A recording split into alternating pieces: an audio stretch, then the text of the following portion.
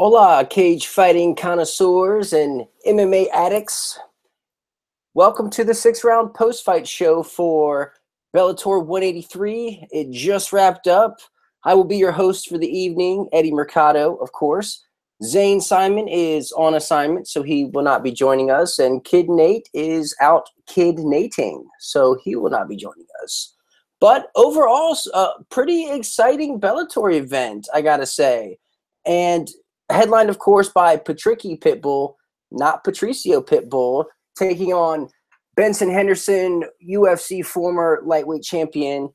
And Patricky went ahead and picked up the split decision victory here. It was a pretty close bout, back and forth, almost hard to score, because each guy was having their moments, but nobody really put a stamp on either round to solidify it. Maybe Patricky there in the third round was a little more definitive, but overall it was tough to score. It was definitely tough to score.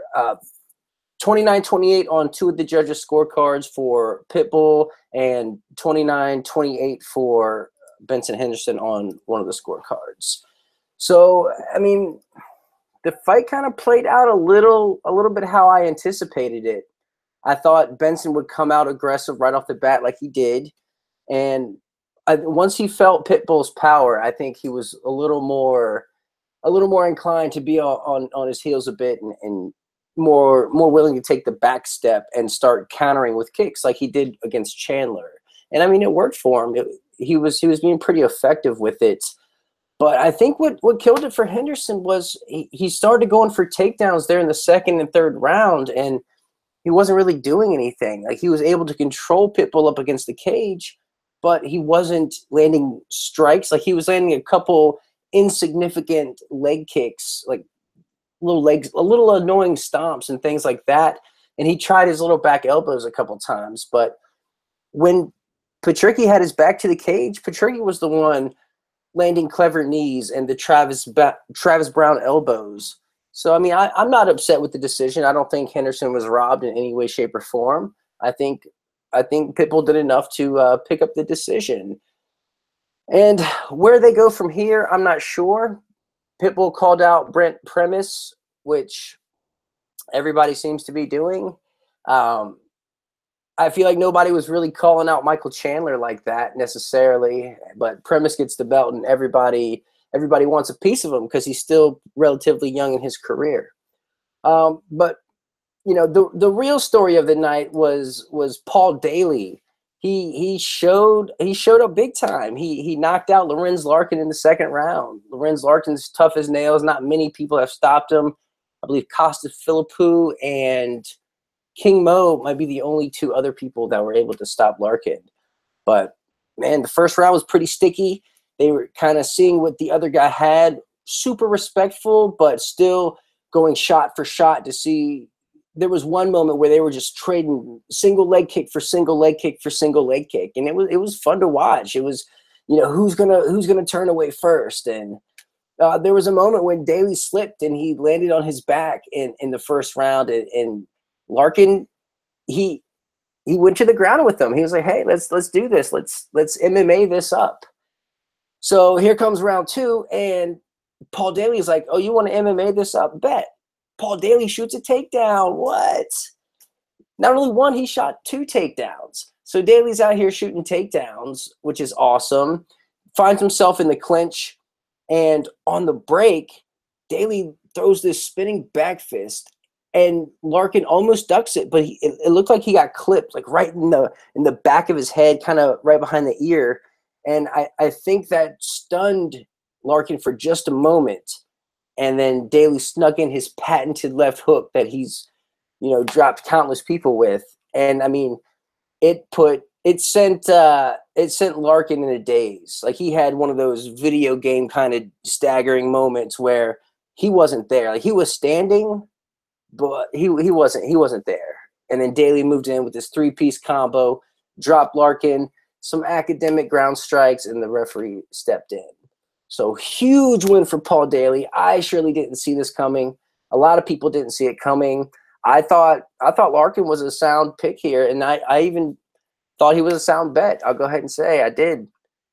And I was wrong. I was absolutely shocked. I didn't believe Daley was still had it in him to topple elite competition. But he shows that he can. He knocked out Brennan Ward, and I thought that was spectacular, but that was one thing. Knocking out Lorenz Larkin, though, that's a big deal. That's a really big deal. That's not easy to do. So what's next for Paul Daley? He called out MVP, of course, Michael Venom Page. They have a little bit of history of bad blood there, so that's obviously exciting. Might even headline a London card down the line. And I think knocking out Lorenz Larkin, that warrants you a title shot again. So I think I wouldn't be upset to see him in a rematch with either Rory McDonald or Douglas Lima, whoever wins their upcoming title match.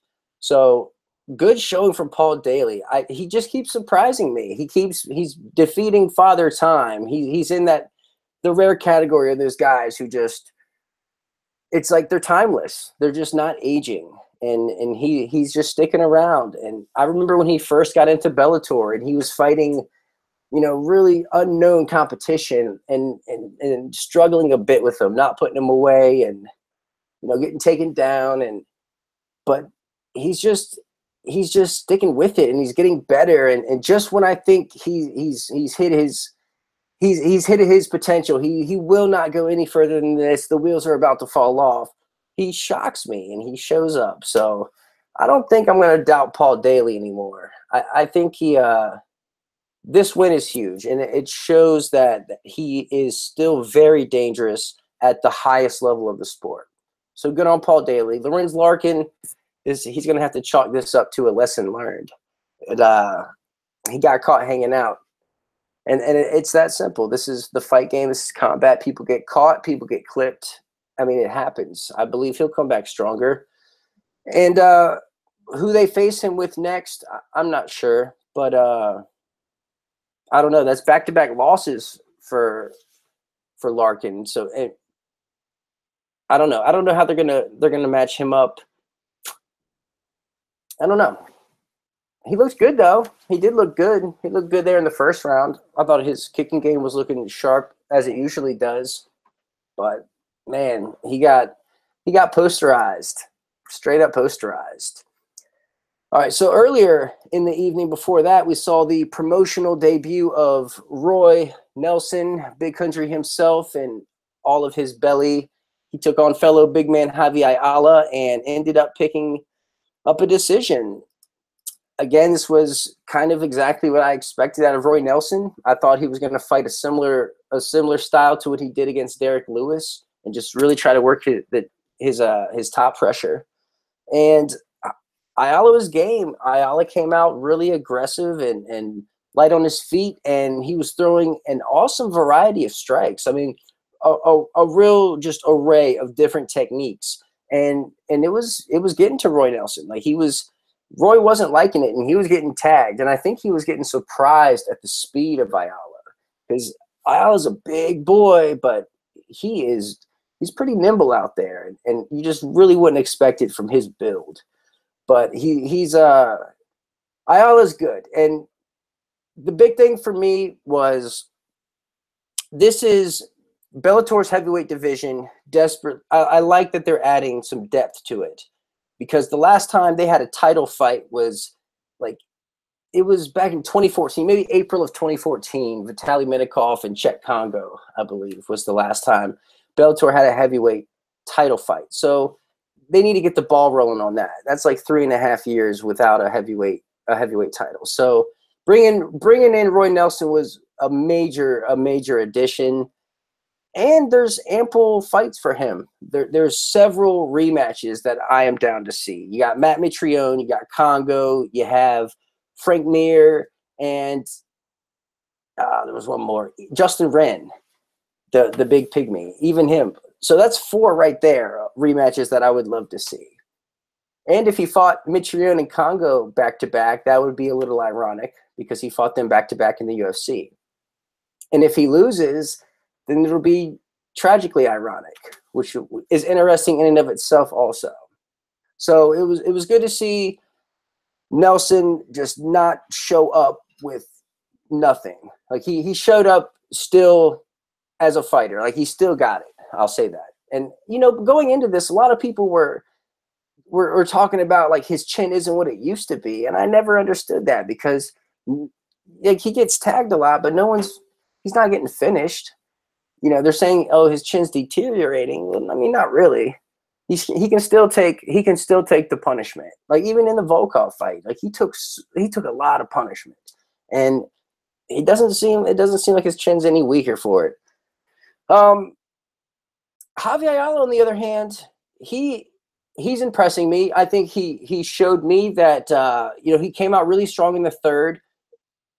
Again, with the variety that we saw from him in the first round, which I love to see. It showed me that he had the cardio, because up until this fight, his gas tank was really suspect to me. I wasn't sure that he had 2 full rounds in him. So seeing him coming out peppy in the third round, trying to get the finish, trying creative things, still having the energy to throw crisp techniques, explosive techniques, it was nice. It was nice to see that from an up-and-comer. So overall, I think the fight was a big win for Bellator's heavyweight division. Speaking of big wins, Aaron Pico finally showed us what all the hype was about. You know, he was a really hyped up. He was king shit in the wrestling world. He was supposed to be the next big thing, right? Training at AKA. He comes out in his Bellator debut, his professional debut, and he gets clubbed and subbed in like 24 seconds. I mean, it was a absolute abysmal showing. He drops down to 145, comes in, he fights Justin Lin, and oh my goodness, he starches him with just this wicked left hook. I mean, absolutely wicked. I mean, it was one of the ones where it was almost like what Rich Franklin did to Nate Quarry back in the day, for you old school fans out there. I mean, Lin was unconscious before he hit the ground. And before he hit the ground, he fell back, hit the cage, and then hit the ground. It was brutal. And my dude's a wrestler. You know what I mean? Like, granted, he was a Golden Gloves champion back in the day also. So he definitely has hands, and he has dimensions and layers to his game. So it was nice to see something from him, and something to back up these astronomical odds that he's been coming in with, you know, minus 1,000, minus 640, and this is only his second professional fight ever. So after a crazy one-punch knockout like that, I can only imagine what the odds are going to be going into his next fight. They're not going to make any sense. But I hope they continue to slow play him, though, and don't try to throw him in too deep, because the dude has potential. Like, let's face it, the hype train is back in full effect, chugging along. It was an absolute awesome showing. I mean, granted, there are still a lot of holes that were visible. Lin was able to score some really solid right hands, and Pico's going to have to clean that up. But he definitely put the division on notice. Dropping down to 145 definitely seemed like the best move for him. When he was at 155, he looked a little small against Zach Freeman. So it was nice to see him against someone of a similar build, and he looked pretty stellar. Speaking of stellar, before that, Goiti Yamauchi took it to Adam Piccolotti, put on a jiu-jitsu clinic that I did not expect this. I thought they might be somewhat even when it came to the ground game, but Yamauchi, he showed who he was. He came out, and Piccolotti got off some effective straight punches right off the bat, a couple kicks, and then Yamauchi just he shot it. He jumped on a guillotine, which initiated the ground game, and then ultimately he scrambled and took the back standing, almost like we saw when he fought Bubba Jenkins, and then sunk in the standing rear naked choke. Piccolotti tried to drop down and fight the choke, but one of his arms was trapped as Yamauchi wrapped his legs around the body of Piccolotti. His arm was caught inside, so when it hit to the ground, Piccolotti only had one hand to defend. And I mean, it's bad enough having to defend a rear naked choke from Yamauchi with two hands. One-handed, I mean,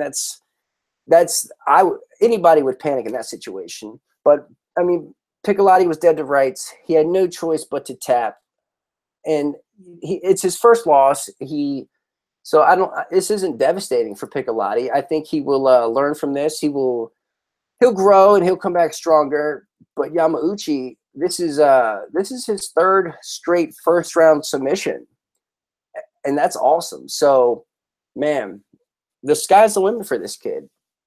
I think I'd like to see him fight someone more of a veteran. I think someone who can hold their own on the ground, but maybe also present a threat on the feet more so than Piccolotti did.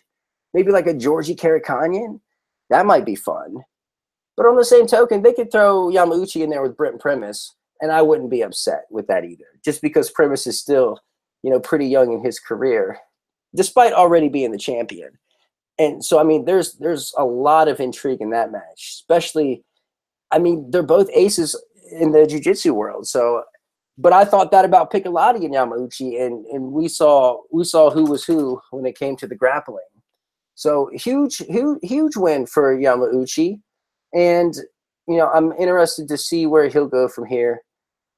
And overall, I gotta say, a pretty entertaining card. The pacing was a little slow on Spike TV, but when you're getting the finishes that we were getting, I'm not terribly upset with it. So back up to the top, Benson Henderson falling short in a split decision. Kind of a sticky fight, a lot of back and forth. No one really having any super definitive moments in the fight, so you can't be too upset with the decision. I personally scored it for Pitbull. I thought he was landing the better shots throughout, and although Henderson was controlling, he wasn't doing any damage with that control. So I had to edge it out to Pitbull. Who knows where Henderson will go from here? I don't know. This division is pretty cool. I like it. I think there's awesome fights for both guys. Will Patricky get a title shot off of this? Probably. I don't know. Everyone's gunning for Brent Primus now, so there's gonna be a little gold rush, if you will, for the lightweight strap. But Patricky's coming off a knockout of Josh Thompson and then Benson Henderson, two veterans, and this is the biggest win of Patricky's career. I gotta say, this is he beat a former world champion, and that's a big deal. And I wasn't so sure that Patricky had it in him, honestly, up until this point. So it's nice to see. It's nice for him to show that he's the cream of the crop. So, I mean, good on him. Good on him. I thought it was a decent fight. Benson Henderson, it's kind of sad to see his smoothness deteriorate as his career lingers on. It used to be he was super smooth, and now, it's not looking as smooth. And, who knows how much he has left. He's been talking about retirement in the past, but you never know. You kind of hear that a lot in this game. There's guys who it's hard to leave. It's hard to leave. But yeah, Benson Henderson falling short to Patricky Pitbull, losing the split decision. Paul Daley showing up huge, scoring a massive knockout of Lorenz Larkin. Unexpected, huge underdog, by the way. So that paid out big time. I think Daley was plus 265 going into this. So if anyone bet on Paul Daley, you are a happy camper. Roy Nelson, he made his Bellator debut. Great great depth to the heavyweight division. Hopefully they'll get a title picture developing sometime in the near future. Javier Ayala, it was a game showing from him. He showed some promise. And we had Aaron Pico showing up, showing us that the hype train is real. It's still going. That first loss was a fluke. He's got a lot to offer. And then, of course, Yamauchi choking out Adam Piccolotti, jiu-jitsu black belt, in the first round. Awesome showing from him. Dominant display of grappling. Sky's the limit for that kid. So all in all, I got to say Bellator 183, solid card, some awesome finishes, some decent relevancy within the divisions.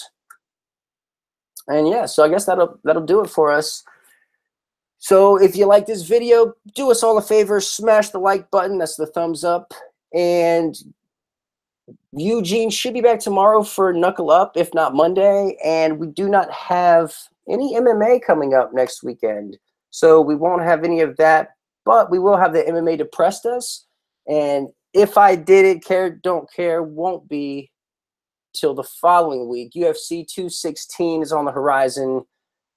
And yeah, so you can read me over at bloodyelbow.com. Follow me on Twitter at @TheEddieMercado. Now go be a good person.